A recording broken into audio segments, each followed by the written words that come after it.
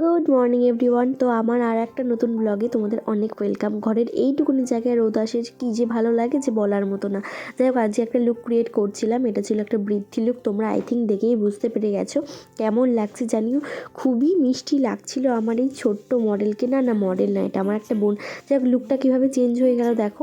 তো আজকে যেহেতু ওকে সাজিয়েছিলাম, ওর একটা ট্রিট দেওয়ার কথা ছিল, বাট আমাকেই সেই ট্রিটটা দিতে হলো। ওরা চুরমুর খেলো, আগের দিনও ফুচকা খাইয়েছিল, তাই জন্যই আমি চুরমুর খাওয়ালাম।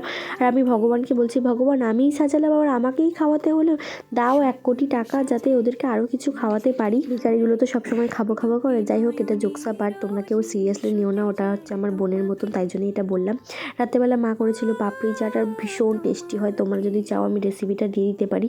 এত সুন্দর, যত ইচ্ছা খেতে পারবে, আর এত টেস্টি হয় যে বলার মতো না। আমার তো দেখে আবার জিভে জল আসছে। এটা ভালো লাগলে অবশ্যই কমেন্টে জানিও, আর নেক্সট ব্লগে আবার দেখা হচ্ছে। সবাইকে ততক্ষণের জন্য টাটা।